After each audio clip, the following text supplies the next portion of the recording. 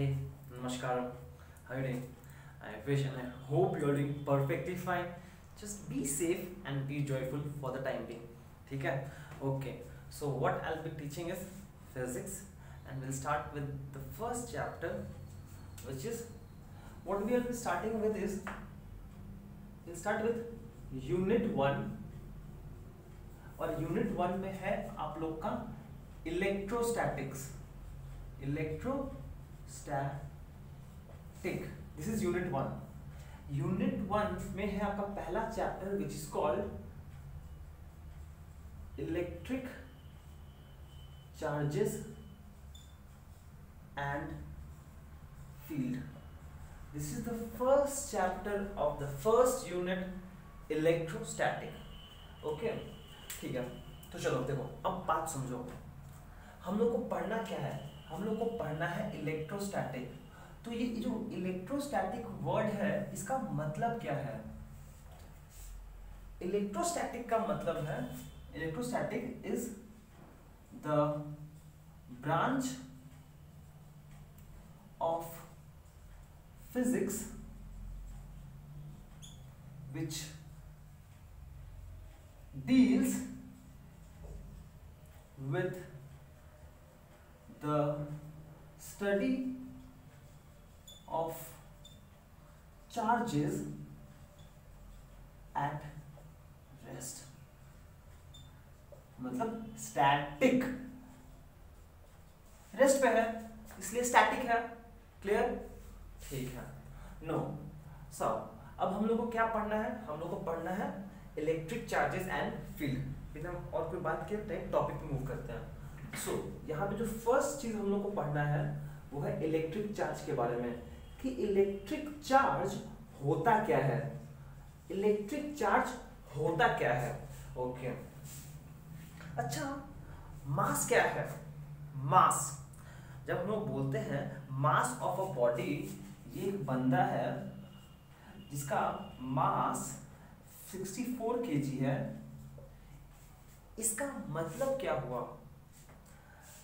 हर एक बॉडी का, या फिर ऑब्जेक्ट बोल लीजिए, हर एक ऑब्जेक्ट या फिर बॉडी का अपना एक मास होता है. और ये मास एक्चुअली में है क्या? मास अपने आप में एक इंट्रिंसिक प्रॉपर्टी है. ठीक है? विच, जिसकी वजह से we experience the force of attraction, which is intrinsic property है, which exhibits, due to which it exhibits the gravitational force. Gravitational force. तो मास क्या है? मास एक तरह का इंट्रिंसिक प्रॉपर्टी है ऑब्जेक्ट का. इंट्रिंसिक प्रॉपर्टी है अपना एक ऑब्जेक्ट का, जिसके वजह से हम लोग फोर्स ऑफ अट्रैक्शन, जिसको ग्रेविटेशनल फोर्स बोलते हैं, वो एक्सपीरियंस कर पाते हैं. सिमिलरली चार्ज क्या है? Charge is also an intrinsic property. Charge भी एक तरह का इंट्रिंसिक प्रॉपर्टी है, which helps us to, which enables us to experience property of matter, which enables, sorry,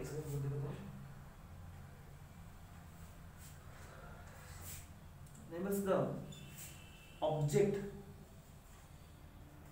to produce electric and magnetic phenomena.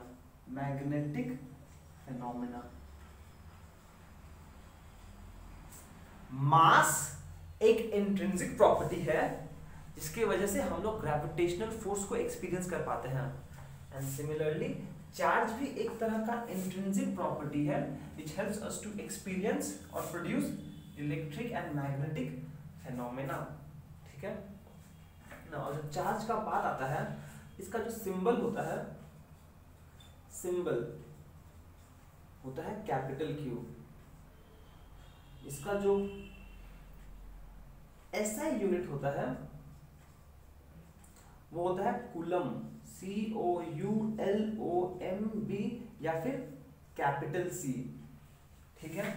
अच्छा, अब आते हैं इसका डायमेंशन पे।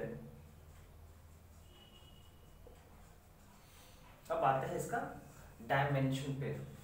इसका डायमेंशन के लिए आपको ये फॉर्मूला याद है? Do you remember this formula? Current is defined as rate of flow of charge. एक सेकेंड ना, current is defined as rate of flow of charge, मतलब चार्ज बाय टाइम। इतना सही है? Current is defined as rate of flow of charge. देखो charge को क्या हम लिख सकते हैं? Current into time. देखो charge Q is equals to IT, therefore dimension of charge is equals to dimension of current into dimension of time, which is equals to dimension of current क्या है? Ampere. इसको हम A से लिखते हैं और time को T, ये हो गया A1 T1। डायमेंशन हो गया A to the power 1 T to the power 1। I hope इतना क्लियर है आपको। ठीक है, इज दिस क्लियर? और यहाँ पे एक और बात बोल सकते हैं आपको, जो इलेक्ट्रिक चार्ज है, क्या इलेक्ट्रिक चार्ज,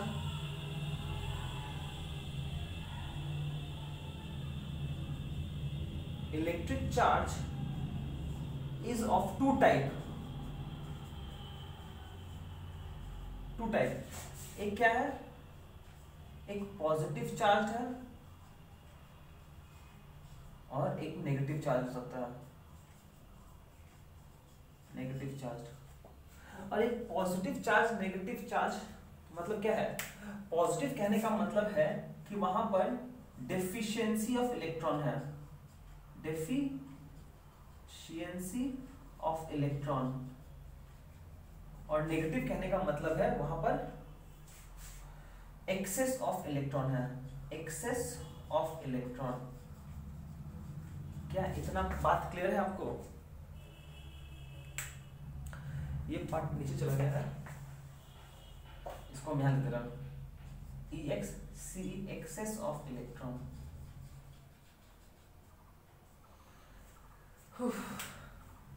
इतना क्लियर है? हम लोग पढ़ना है इलेक्ट्रोस्टैटिक, उसका मतलब होता है study of charges at rest. अब हम लोगों को समझना है इलेक्ट्रिक चार्ज क्या है।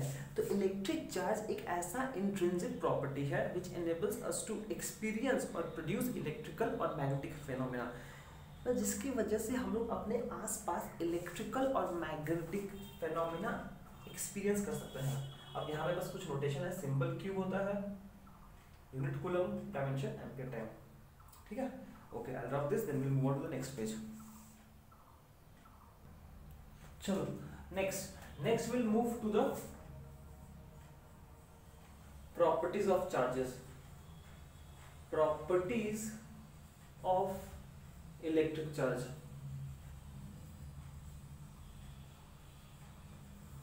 properties of electric charge, पहला बात, the electric charges का प्रॉपर्टी क्या है? पहली बात अट्रैक्शन एंड रिपल्शन। समझ लीजिए पहला प्रॉपर्टी क्या हो गया कि like charges repel and unlike charges attracts। ये तो बचपन वाला प्रॉपर्टी है, याद है सबको, बचपन से पढ़ते आ रहे हो। मतलब कि अगर यहाँ पर एक पॉजिटिव चार्ज है, यहाँ पर भी पॉजिटिव चार्ज है, तो दोनों के बीच में जो होगा वो रिपेल करेगा, मतलब दूर जाएगा।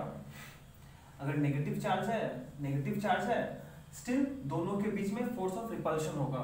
बट वही अगर पॉजिटिव और नेगेटिव चार्ज आ गया है उस केस में दोनों एक दूसरे को अट्रैक्ट करेगा। क्लियर है? दूसरा प्रॉपर्टी क्या है? दूसरा प्रॉपर्टी ये है कि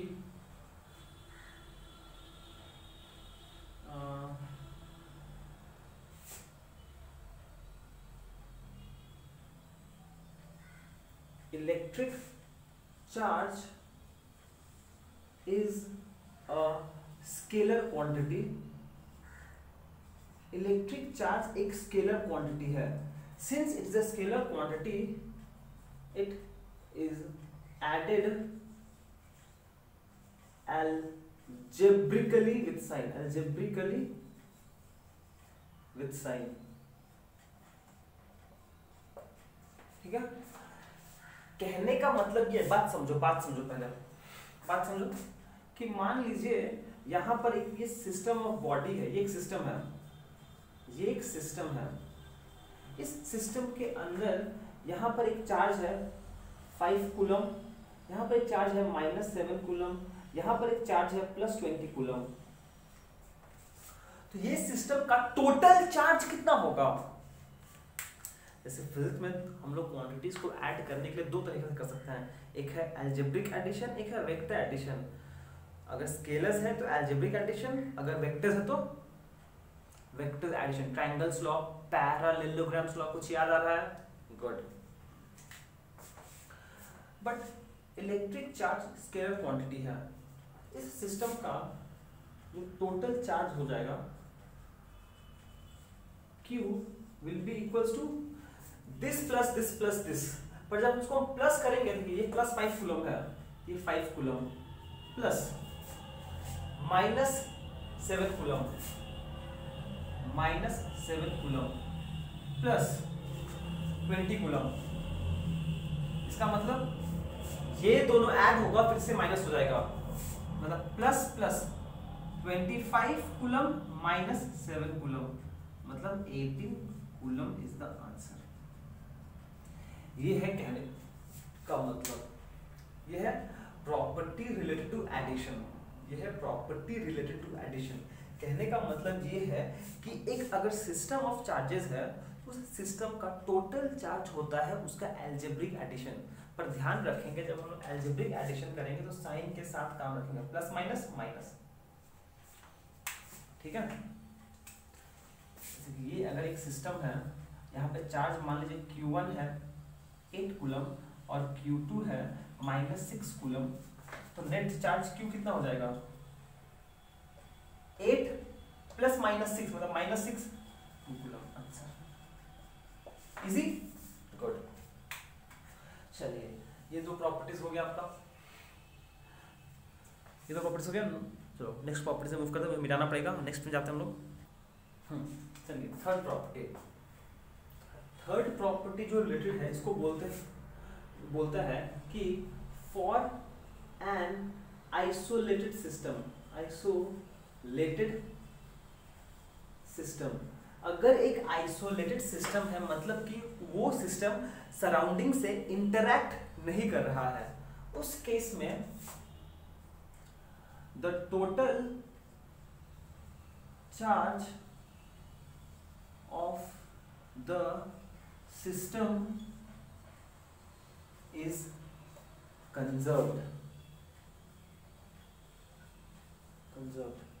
और जहां पे कंजर्व्ड वर्ड आएगा, इसका मतलब क्या होगा? That is charge can neither be created nor be destroyed। But किस टाइप का सिस्टम के लिए? For an isolated system. ठीक है, और इसी स्टेटमेंट को कहा गया है principle of conservation of charge. इसी को बोला गया है principle of conservation of charge, कि अगर एक आइसोलेटेड सिस्टम है जो मेरा सराउंडिंग से, आसपास से कोई रिएक्शन नहीं कर रहा है, उस सिस्टम के लिए टोटल चार्ज जो है वो कंजर्व्ड रहेगा। इसी को बोलते हैं principle of conservation of electric charge. ठीक है, ये था थर्ड प्रॉपर्टी। अब एक नया प्रॉपर्टी आता है फोर्थ, जो हम लोग के लिए बहुत ज्यादा इंपॉर्टेंट है, जिसको बोलते हैं क्वांटाइजेशन ऑफ इलेक्ट्रिक चार्ज। इसको बोलते हैं क्वांटाइजेशन ऑफ इलेक्ट्रिक चार्ज। अच्छा, ये थर्ड प्रॉपर्टी है, ये फोर्थ प्रॉपर्टी है, क्वांटाइजेशन ऑफ इलेक्ट्रिक चार्ज। इस क्वांटाइजेशन ऑफ इलेक्ट्रिक चार्ज का कहने का मतलब ये है, बात समझ लो, कि इस दुनिया में जो सबसे स्मॉलेस्ट चार्ज एग्जिस्ट करता है independently, the smallest charge which exist independently, जो अपने आप में जीवित है, वो है इलेक्ट्रॉनिक चार्ज। ये क्या बोलता है कि the smallest possible charge that can exist independently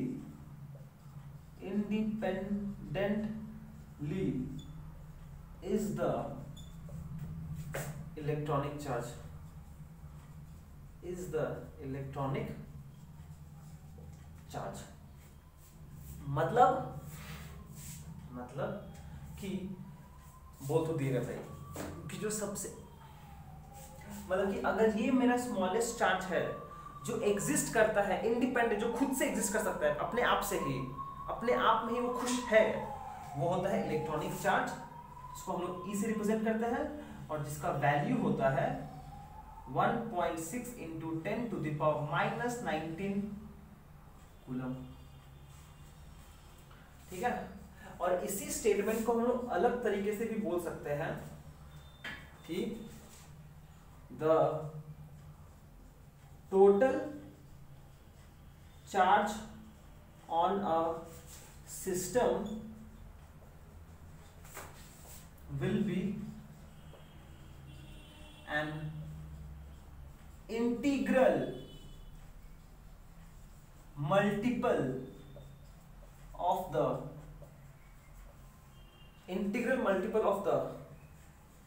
electronic charge। Integral multiple, that is total charge on the system will be equals to an integer time e, जहां पर n है वो होगा पॉजिटिव इंटीजर।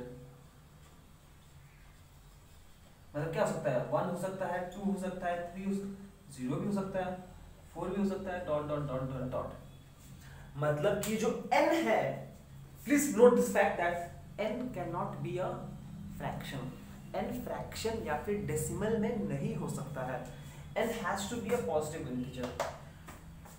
मतलब समझ में आया कुछ कि जो सबसे स्मॉल, अगर एक बॉडी है, इस पर जो टोटल चार्ज q है वो इधर 5e होगा या फिर 50e होगा या फिर 70e होगा, जहां पर n देखो, ये यहाँ पे n 5 है, यहाँ पे 50 है, 70 है, ये पॉसिबल है, but q equals to 1.6e नहीं हो सकता है। क्यों? क्योंकि 1.6 एक इंटीजर नहीं है, ये डेसिमल में आ गया। तो जो टोटल चार्ज होगा एक सिस्टम पे वो होगा integral multiple of e, it has to be. क्यों? क्योंकि e is the smallest charge possible जो इंडिपेंडेंटली एग्जिस्ट करता है। ठीक है, ये हो जाएगा मेरे पास। हाँ, एक और जगह है, और एक और प्रॉपर्टी हम ऐड कर सकते हैं जो बोलता है इनवेरिएबिलिटी ऑफ चार्ज। इनवेरिएबिलिटी ऑफ चार्ज, इसका मतलब ये हुआ कि मान लीजिए ये एक बॉडी है जो पॉजिटिवली चार्ज है +2e, ये एक बॉडी है जो पॉजिटिवली चार्ज है +2e, ये अगर रेस्ट पे है तभी भी इसका चार्ज +2e होगा। अब अगर ये मूव करेगा तभी भी इसका चार्ज +2e ही रहेगा। मतलब कि अगर एक चार्ज्ड बॉडी मूव करता है तो उसका चार्ज वैरी नहीं करेगा, वो चेंज सेम रहेगा। मतलब कि अगर एक बॉडी है Q 5 कूलम का, अगर ये रेस्ट पे है और ये सेम चार्ज है Q 5 कूलम का, अगर मूव करेगा तो दोनों का मैग्नीट्यूड ऑफ चार्ज सेम है, डिफर नहीं करेगा। मतलब कि अगर एक चार्ज बॉडी मोशन में आ जाए उसका चार्ज सेम रहेगा, मोशन पे इंडिपेंडेंट है, मोशन में तो वैरी नहीं करेगा, इसे बोलते हैं invariability of charge. When a charge body moves the magnitude of charge remains the same. Please देखो समझ में आया कि नहीं अच्छे से एक बार। तो चलिए अब नेक्स्ट टॉपिक पे मूव करते हैं, जो है हम लोग के लिए मेथड ऑफ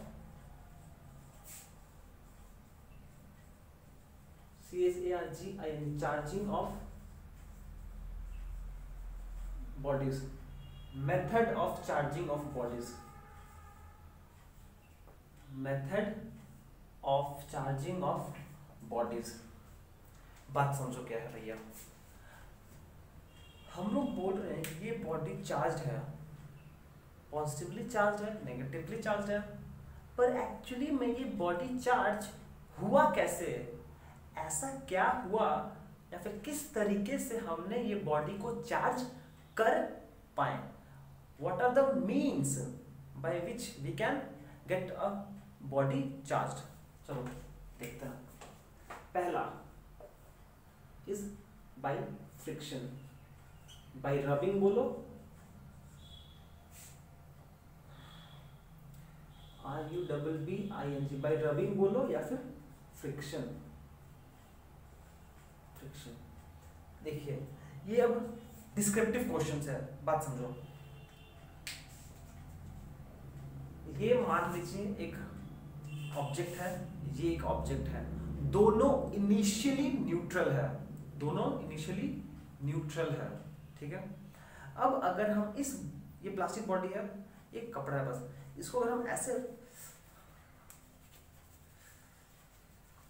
रब क्या कर रहे हैं, इसको इसके अगेंस्ट रब कर रहे हैं, ठीक है। तो क्या हुआ, जैसे ही रब किए हुआ क्या कि इस ऑब्जेक्ट का और इस ऑब्जेक्ट के अंदर क्या हुआ कि दोनों के अंदर जो था वो ट्रांसफर ऑफ इलेक्ट्रॉन हो गया। अब जैसे ही ट्रांसफर ऑफ इलेक्ट्रॉन हुआ, सोचो हुआ क्या कि ये एक बॉडी है ए, ये एक बॉडी है बी, इन दोनों को जैसे ही हम रब किए क्या होगा, there will be transfer of electrons on rubbing, on rubbing. समझो पहले, लिखो मत, आपको हम एक पीडीएफ नोट भेजेंगे, उसमें नोट्स लिखा रहेगा, पहले समझ लो एक बार अच्छे से इसको। ऑन रबिंग होगा क्या कि there will be transfer of electrons, transfer of electrons. अब जो ट्रांसफर ऑफ इलेक्ट्रॉन्स होगा तो होगा क्या कि मान लेते हैं, कुछ भी हो सकता है मुझे पता नहीं है, मान लेते हैं ये बॉडी था, ये इलेक्ट्रॉन लूज किया, जब ट्रांसफर ऑफ इलेक्ट्रॉन होगा, जब ट्रांसफर ऑफ इलेक्ट्रॉन होगा तो एक बॉडी इलेक्ट्रॉन लूज करेगा, एक बॉडी इलेक्ट्रॉन गेन करेगा। तो मान लेते हैं in this process A gains electron and B loses electron. अच्छा, इलेक्ट्रॉन क्या है, ओहो ये तो बताया नहीं हम आपको, आई होप आपको पता हो। इलेक्ट्रॉन क्या होता है, नेगेटिवली चार्ज होता है, एंड प्रोटॉन पॉजिटिवली चार्ज। तो अगर एक बॉडी इलेक्ट्रॉन गेन कर रहा है, इसका मतलब कि उस पर नेगेटिव चार्ज का मात्रा बढ़ गया, तो body gets negatively charged. And if a body loses electron, मतलब अपना एक इलेक्ट्रॉन कम कर लिया, मतलब नेगेटिविटी कम हो गया, नेगेटिविटी कम हो गया, पॉजिटिविटी बढ़ गया, उसको बोलते हैं बॉडी पॉजिटिवली चार्ज। ये चीज समझ में आया कि नहीं आप? देखो बस लॉजिक क्लियर होना चाहिए, इसको रटना नहीं है। होता क्या है कि जब आप दो बॉडीज को रब करते हो तो फ्रिक्शन की वजह से इलेक्ट्रॉन ट्रांसफर होता है। अब जो बॉडी इलेक्ट्रॉन गेन करेगा वो नेगेटिवली चार्ज हो जाएगा, जो बॉडी इलेक्ट्रॉन लूज करेगा वो पॉजिटिवली चार्ज हो जाएगा, सिंपल एज दैट, ठीक है। इसी पर बेस्ड ये था, देखा गया था कि ग्लास रॉड को जब हम लोग रब करते हैं सिल्क के साथ,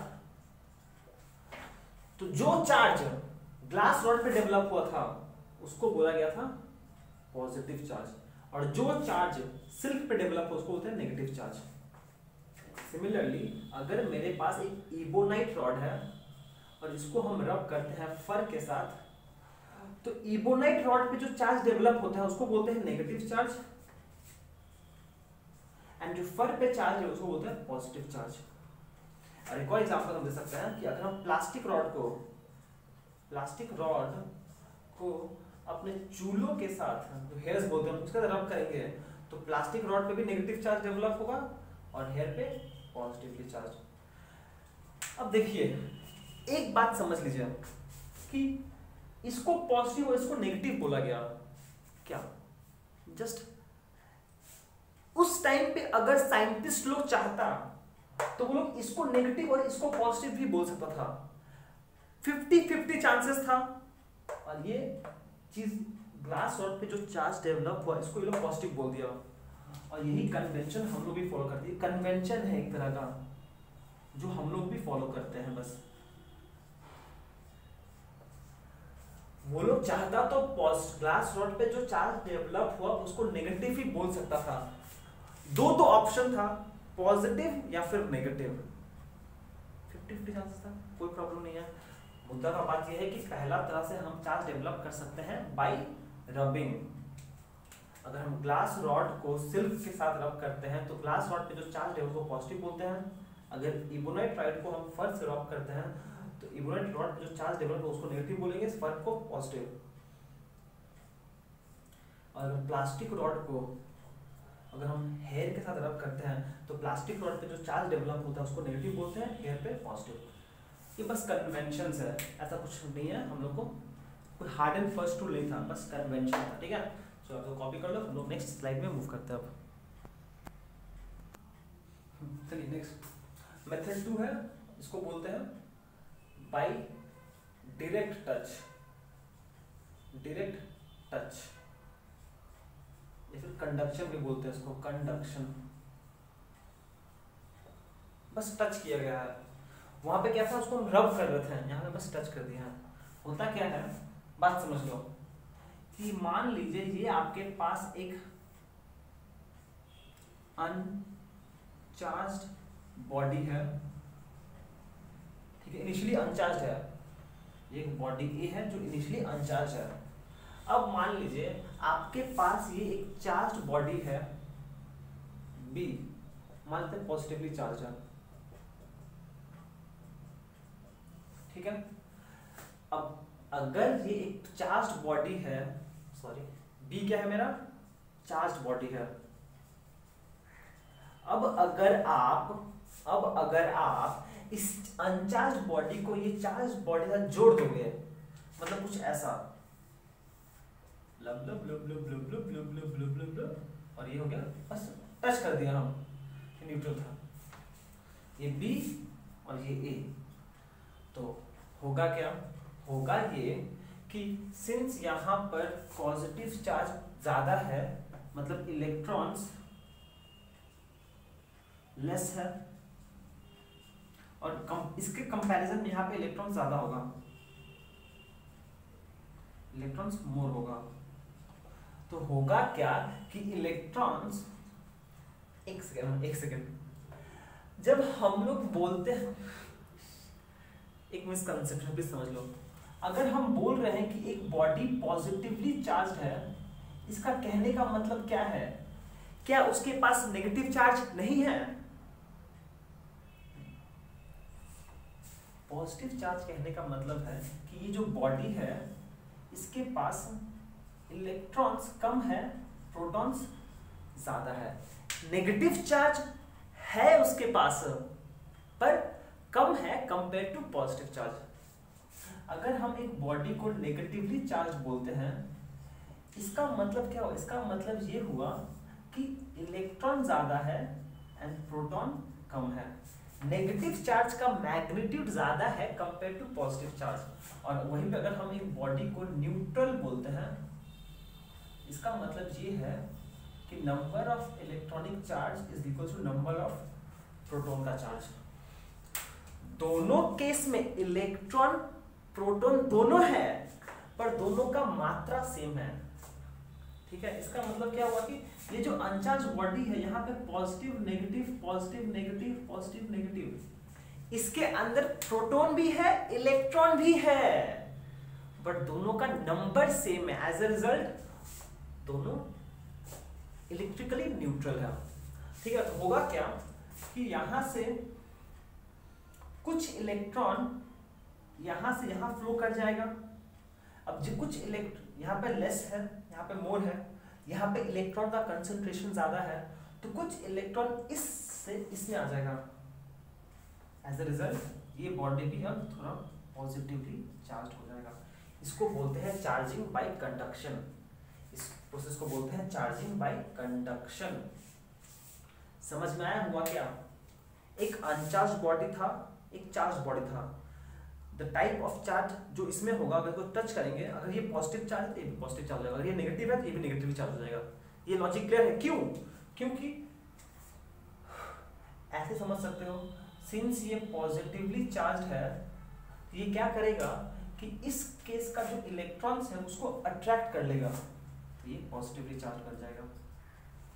कुछ समझ में आया? आया ना? कि सिंस ये पॉजिटिवली चार्ज है, ये न्यूट्रल है, मतलब इसके अंदर पॉजिटिव चार्ज भी है नेगेटिव चार्ज भी है। पर सिंस ये पॉजिटिवली चार्ज है और पॉजिटिव और नेगेटिव अट्रैक्ट करता है, पॉजिटिव पॉजिटिव रिपेल कर देता है, होगा क्या कि ये नेगेटिव चार्ज को अपने पास अट्रैक्ट कर लेगा और पॉजिटिव चार्ज को यहीं पे छोड़ देगा। As a result of which body A becomes positively charge. समझ में आया? चलो बढ़िया। एंड फाइनली अब एक लास्ट करेंगे, एक लास्ट, आज का क्लास का एक लास्ट डिस्कशन है। आई होप समझ में आ रहा है, कुछ तो समझ में आ रहा होगा, पहला क्लास है आपका। चलिए फाइनली एक लास्ट टॉपिक, इसको बोलते हैं charging by induction. Charging by induction इसलिए समझते हो क्या means no touching, no touching बाबा, नो टचिंग, नो टचिंग, कोई टचिंग नहीं करेगा, सब लोग सोशल डिस्टेंसिंग मेंटेन करेगा। बढ़िया है। देखिए क्या हो रहा है, मान लीजिए ये एक मेरा अनचार्ज बॉडी था, ए क्या है, अनचार्ज या फिर न्यूट्रल है। न्यूट्रल कहने का मतलब क्या है, चार्ज जीरो है। इसका मतलब इसके अंदर पॉजिटिव चार्ज और नेगेटिव चार्ज दोनों सेम अमाउंट में उपलब्ध है, प्रेजेंट है। समझ में आ रहा है? Great, okay. तो चलो फिर शुरू करता हूं। ओके, अब मान लीजिए मेरे पास यहां पर एक क्या है, नेगेटिवली चार्ज बॉडी है, नेगेटिवली चार्ज बॉडी है, इसको नाम बी दे दे रहा हूं, मतलब सिर्फ नेगेटिव चार्ज है इसके पास, ब्ला ब्ला ब्ला ब्ला ब्ला ब्ला ब्ला ब्ला। ठीक है, अब हम क्या करेंगे कि अब इस नेगेटिव चार्ज को इसके नेबरहुड में लाएंगे, टच नहीं कराएंगे, इसके पास लाएंगे। मतलब कि ये मेरा बॉडी रहा जो नेगेटिवली चार्ज है, और ये मेरा बॉडी है पॉजिटिवली चार्ज न्यूट्रल, ये ए ये बी। प्लीज नोट कीजिएगा कि हमने इन दोनों को टच नहीं किया है। पिछला केस में आप टच कर सकते थे या फिर दोनों को ज्वाइन कर सकते थे यूजिंग मेटलिक वायर, तो ये बात हम नहीं बोले हैं। जो कंडक्शन था, आप दोनों को ज्वाइन कर सकते थे with the help of a metallic wire, या फिर दोनों को कांटेक्ट में ला सकते थे। ठीक है, जैसा आपको मर्जी। चलो अब देखिए होगा क्या यहाँ पर कि सिंस ये न्यूट्रल है अभी, बट अब क्या होगा कि जैसे ही ये एक चार्ज बॉडी इसका प्रेजेंस में आएगा, तो होगा क्या कि ये अगर नेगेटिवली चार्ज है, ये क्या करेगा कि इसका जो नेगेटिव चार्ज है उसको रिपेल कर देगा, और जो पॉजिटिव चार्ज है उसको मतलब खींच लेगा। तो होगा क्या कि अगर ये एक रेक्टेंगुलर बार स्लैब है, तो one of the end nearer end to the body B will become positively charge और जो फार एंड वाला है वो हो जाएगा नेगेटिवली चार्ज। A B. तो हुआ क्या कि जो बॉडी ए इनिशियली न्यूट्रल था उसको अगर हम एक चार्ज्ड बॉडी का प्रेजेंस में टच नहीं करा रहे हैं, लेकर आए तो बॉडी चार्ज होता है। और इस फेनोमेना को बोला गया है, इस फेनोमेनन को बोला गया है electric induction. Electric induction, the phenomena और the process where a neutral body gets charged when what in the neighborhood of a charged body is called electric induction। और ये जो है वो एक टेम्पररी फेनोमेना है। टेम्पररी क्यों? क्योंकि अगर हम ये चार्ज्ड बॉडी को वापस हटा लेंगे तो ये चार्जेस वापस खुद को रीअरेंज करके न्यूट्रल बन जाएगा।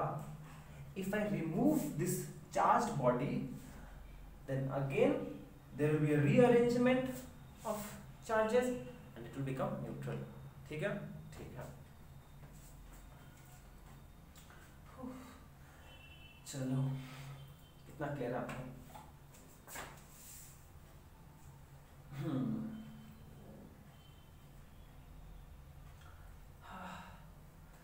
अच्छा, यहाँ पे अगर हम हम क्या करें, छोड़कर जॉब नहीं करो। अच्छा ये हो गया। हाँ चलिए, इसका हम लोग एक और एग्जांपल लेते हैं ताकि आपको ये टॉपिक अच्छे से क्लियर हो जाए। देखो, ये दो